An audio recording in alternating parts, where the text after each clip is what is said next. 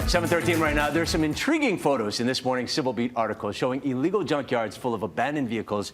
You have to take a look for yourself. It's been a problem in Hawaiian Ocean View on the Big Island for some time now. Matthew Leonard joins us now and did the article on it. So, Matthew, maybe we'll take this time while we show the pictures to our viewers, but maybe you can explain how bad is it?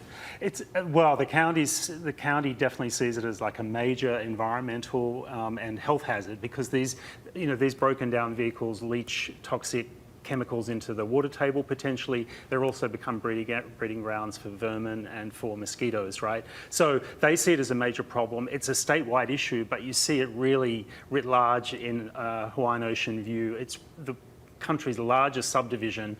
There's like 11,000 one-acre lots spread out over 36 square miles. So there's a lot of room to dump cars, basically. And so it's also relatively remote. It's about 45 miles from Kailua Kona. So cars that end up there stay there, right? So once they're broken down, it's very difficult for people to get rid of them. But you've also got a lot of multi-generational homes. You've also got a lot of people.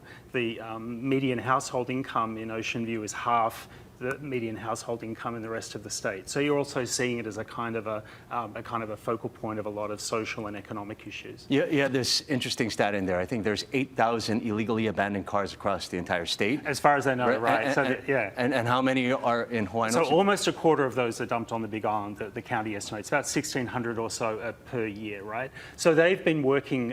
One of the programs that the county proactively has in place is a program that they implemented in 2023 to allow homeowners to have 2 vehicles per year towed from private property, okay? But that's obviously going to only make a small dent in the scope of this problem when as the photos show, some of these private property blocks have literally dozens, some hundreds of broken vehicles on them. Some people have just live within this kind of illegal junkyard. Some people are breaking down cars for parts. Some people have just kind of inherited a problem, but there's really no strong mechanism in place to kind of really overcome the sheer scale of the problem. Yeah, and you already mentioned some of the other things that come along with it, right? Increased crime, health concerns, property values going down. So, so what's being done to mitigate this issue? To number one, get those cars out, and then number two, make sure it doesn't keep happening. Right. So Council Member Michelle Galimba, who represents District 6 on Big Island, she said she actually thinks that the problem is beyond the resources of the county and would almost be something that would need to be